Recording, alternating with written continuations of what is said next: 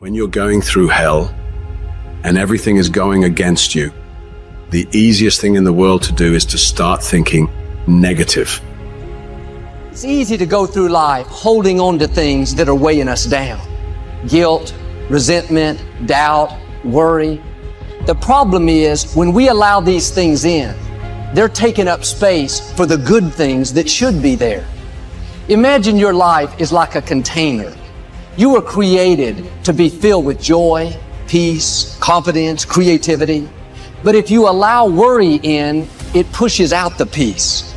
There's not space for both. You can't go above 100%. You have a limited amount of room. If you allow guilt to take up space, that's space that you don't have for the confidence you need. Most people will let their present physical results control their way of thinking. They're emotionally involved in it.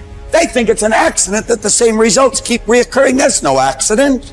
If you've got a financial problem, if you've got a cash flow problem, if you've got a marital problem, that's what most people concentrate on. If a doctor takes a photograph of your body and then tells you you're sick and shows you you're sick, what's the person concentrate on? Sickness. What's the photograph prove? The photograph proves that the person has been concentrating on something wrong to move their body into that vibration. What should they do? They should ask for help. Where does it come from? There's only one source, and they see perfect health, or they see prosperity. But the cynics don't believe this. It's a strange thing. The cynics don't get results either. Quit letting your present results control your thinking. Don't let life change your name. Don't let it change your name. Don't you be nasty just because they're nasty. Don't you be hateful just because they're hateful. Don't you be vengeful just because they're vengeful. Don't lose yourself in your situation. Don't let your situation eat up yourself. You've got to get grounded. You've got to train your mind to serve you. Meditation is one of the ways in which you can do that. Reading is one of the ways that you can do that. Listening to music is one of the ways that you can do that. Exercise is one of the ways in which you can do that. Things that you can do to still your mind, to clear your thoughts so you can think. Change the way you see yourself and begin to tend to the personal details. If you trust yourself, if you believe and don't doubt in everything in you, you can do it. You can do it. When you say a situation, a person is hopeless, you're slamming the door in the face of God. There's no guarantee that because somebody is now down on their luck, they can never come back. Who can guarantee that you can't make, that you can't have your dream? All we need to do is we look at our dreams as we get ready to hit the floor. I'm blessed and highly favored. Don't let circumstances turn you around. Don't let hard times turn you around. Whatever you're experiencing, you know that this too shall pass, that you have the ability to make it happen. Why? You got a sense of entitlement. I deserve this, and whatever I have to do, I'm willing to step up and to face life and grab it in a collar and say, give it up, because it's mine. People think there is something called as negative thought and positive thought. They want to remove the negative thoughts and have only positive thoughts. For such people, I would ask them to just experiment for 10, 15 seconds. Let them forcefully remove one thought from their mind. For example, next 10 seconds, just don't think of a monkey. Try not to think of a monkey. For next 10 seconds, you will see you will be full of monkeys. So what I am saying is, this is the nature of your mind, because in this mind, all the three pedals are throttle. There is no brake, there is no clutch. Whatever you touch, it will only go faster. In this kind of mind, people have been taught from moral teachers and religious teachers, do not think about bad things. Well, since then, it's been a full-time job. So there is no way you can handle the mind like this. This doesn't need any great enlightenment. If you spend 2 minutes with your eyes closed, you will realize you cannot do anything forcefully with this mind. So, I want to remove negative thoughts. Do not ever go in this direction, because what you want to remove will become your quality. Always you will be on it. So, what should I do?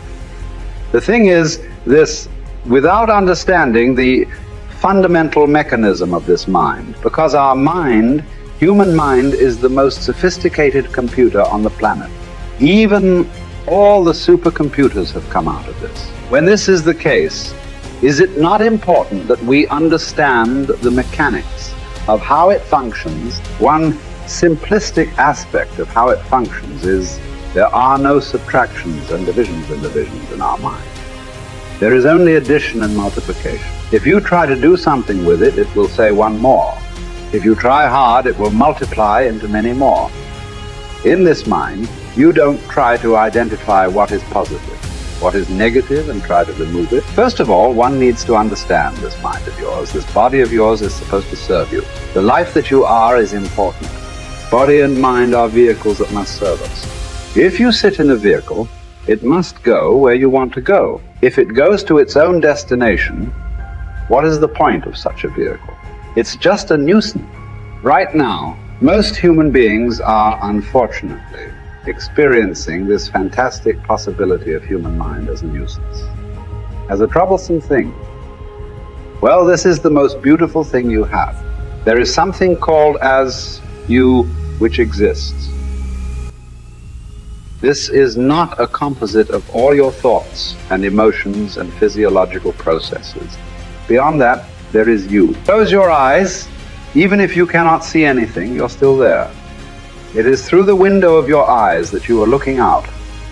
But if you close your eyes, it doesn't mean that you don't exist. You still exist. So beyond your thought, you still exist.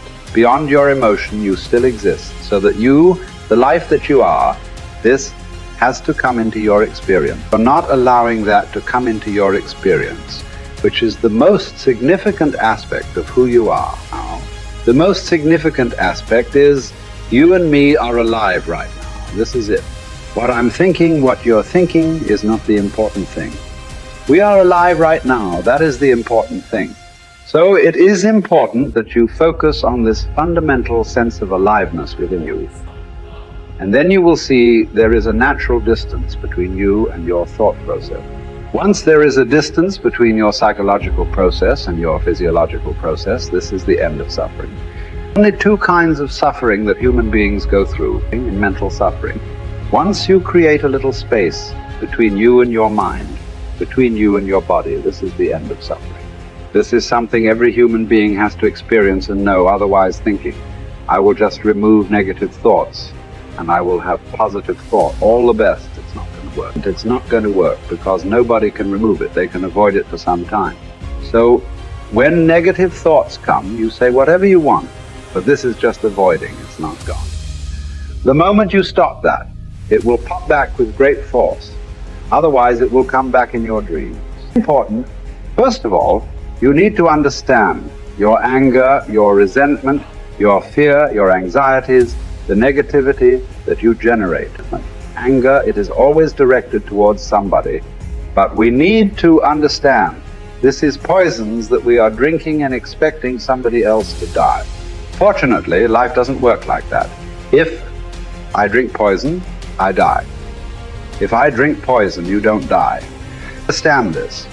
When I say poison, today you can have yourself chemically analyzed right now. What is your blood work? What it says, 5 minutes of intense anger. Check your blood work and see. Negative elements in it, literally, you're poisoning yourself. So do you want to poison yourself? Definitely not. Now the very question is coming from certain helplessness.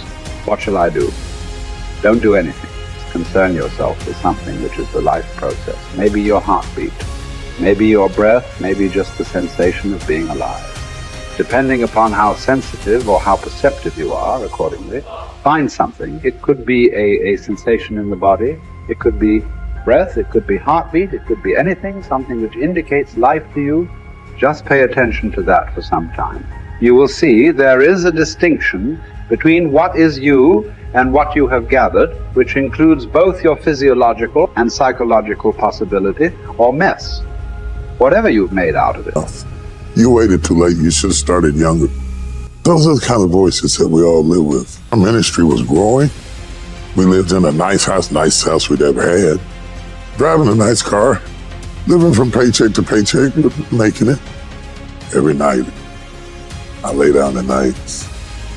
Those voices are the kind of voices that stop you from buying into your own life, enjoying the good times and believing that they will last. The anxiety and the pressure and the strength that it took to get from where you were to where you are doesn't go away so you don't believe it's yours. You're driving it, but you don't really believe it's yours. And you're scared to relax and really rest in whatever it is or whoever it is. Always has some sort of tool or memory or situation that he uses, even though the good times are here and the dream is there, the blessing is there, and the goodness is there. But there's always this haunting, nagging defiance. Relax. You're not worth it. You don't deserve it to last. Resting in what God has done, difficult than receiving what God has done. To rest in it, to believe that it will last, that love will last, that life will last, that good times will come, that things will be better. It's difficult because of the voices. And you are what you eat, and the voices are the food that feeds your faith or fear. Since it say what you can't do, what you can't have, what you can't be, what's not going to last, what's not going to work, is how the enemy pulverizes the promises of God in your life. And it takes word to combat word. Jesus was in the wilderness and Satan was throwing word at him. He was throwing word back. And what we have to do is put word on word. City, I'm blessed in the field. I'm blessed in my uprising. I'm blessed in my downsetting. I'll be blessed into my old age. I'll be blessed when I'm an old man. My grandchildren will be blessed. My body is blessed. My mind is blessed. My head is blessed. I got this. I can handle it. I can do it. Bring it on. That kind of talk, saying that to yourself, drives back the other voices of negativity that we all have creep up behind us and tell us that we're not capable and we're not competent and we're not gifted enough and we're not good enough or we waited too late or God is punishing us.